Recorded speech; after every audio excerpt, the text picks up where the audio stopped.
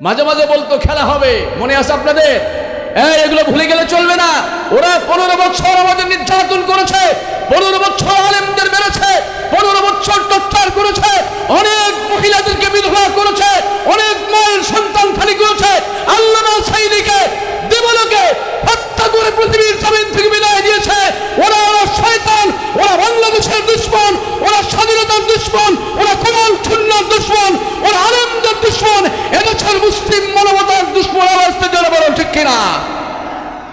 অনেকে আমাদের বলে ওরা চলে গেছে, এখন কেন বলেন? 15 বছর 17 বছর আমাদের জুলুম করেছে। কথা বলেন, এই মুসলমান বলেন, অতীত নিকট ভুলে গেলে চলবে? আমার ভাইজান আলোচনা লম্বা হয়ে যাবে, সেদিকে আমি যাব না।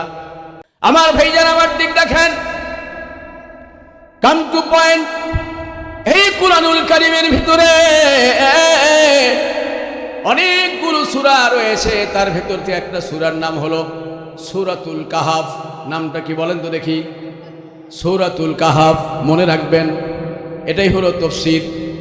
খুব মজা পাবেন, একটা আকর্ষণীয় সুন্দর শিক্ষণীয় ঘটনা রয়েছে ভাইজানের ভেতরে। সূরাতুল কাহাফ মক্কাতুল মুকাররমায় অবতীর্ণ, অনেক বড় একখানা সূরা কোরআনুল কারীমের ভেতরে।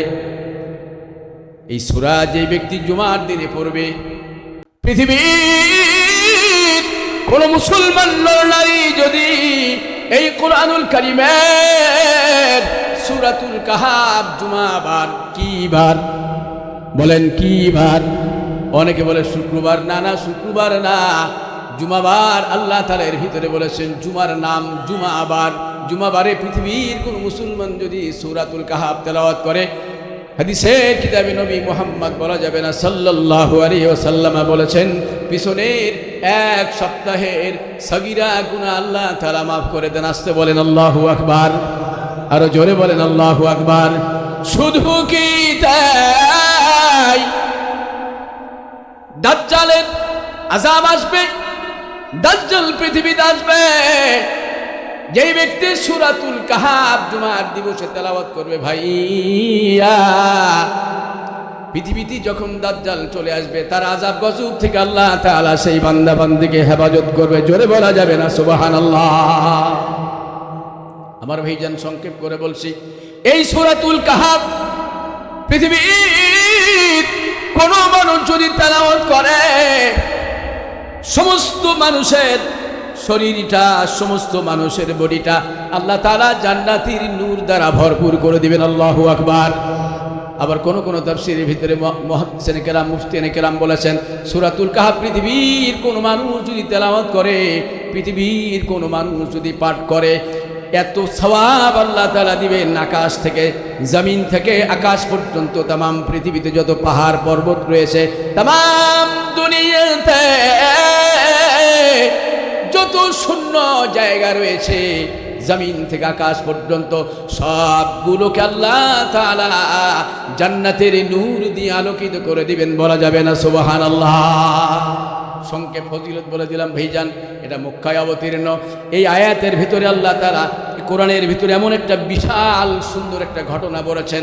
तमाम পৃথিবীতে যতগুলো দামি ঘটনা বলেছেন, যতগুলো আকর্ষণীয় ঘটনা আল্লাহ বলেছেন, কোরআনের ভিতরে, সুন্নাহর ভিতরে, হাদিসের ভিতরে যতগুলো আশ্চর্য কথা আল্লাহ বলেছেন, সবচাইতে আশ্চর্য কথা আল্লাহ তাআলা এই সূরা কাহাফের মধ্যে বলেছেন। বলেন আল্লাহু আকবার, বলেন বলেন আল্লাহু আকবার।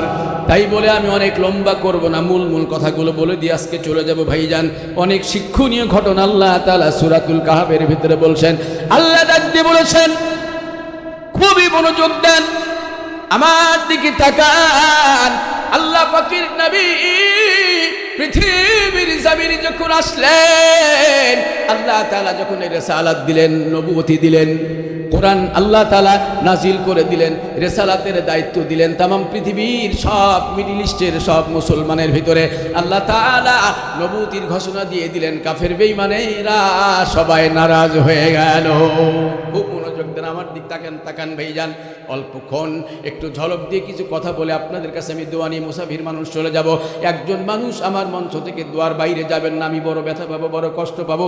কেন না, আমি আপনাদের মুসাফির মানুষ। আমার ভাইয়া বাবাজি, নবী মুহাম্মদ বলেন সাল্লাল্লাহু, আরো জোরে বলেন সাল্লাল্লাহু আলাইহি ওয়াসাল্লাম। যখন নবুয়তি মক্কার ভিতরে ঘোষণা হয়ে গেল, মদিনার ভিতরে প্রচার হয়ে গেল, ইয়েমেনের ভিতরে প্রচার হয়ে গেল, আরব কান্ট্রিগুলোতে সম্প্রচার হয়ে গেল, তামাম পৃথিবীর বিশেষ করে মক্কাতুল মুকাররমা মদিনাতুল মুনাওয়ারা সব কাফের বেঈমানেরা একাট্টা হয়ে গেল।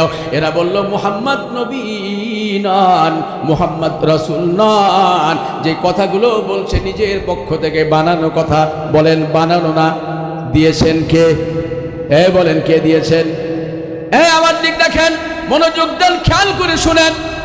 সব কাফিররা এক হয়ে গেল, মুহাম্মদকে ঠেকাতে হবে।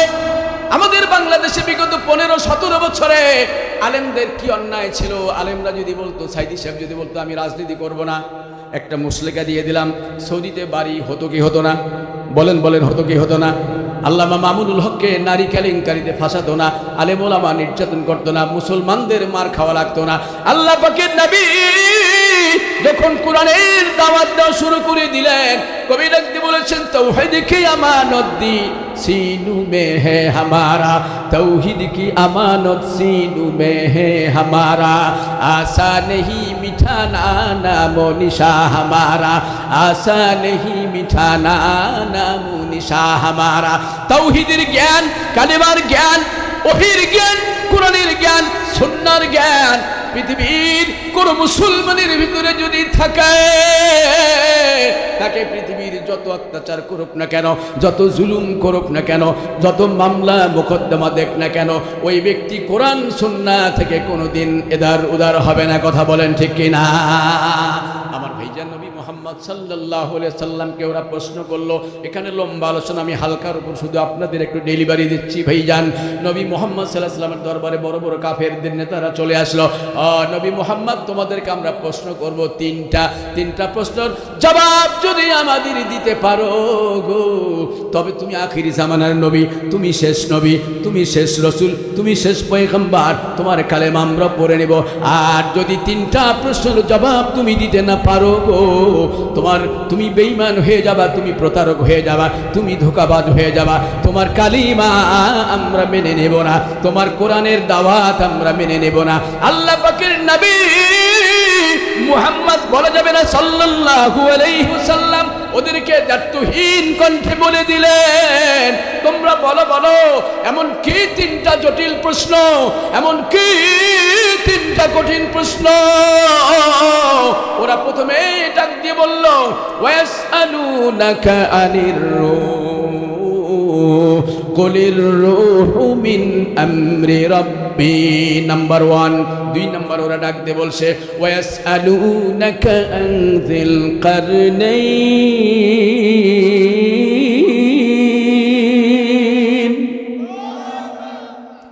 কুল সাআতলু আলাইকুম মিনহু যিকরা আম হাসিবতা আন্না আসহাবাল কাহফি ওয়ার রাকিম কানু মিন আয়াতিনা আজাবা।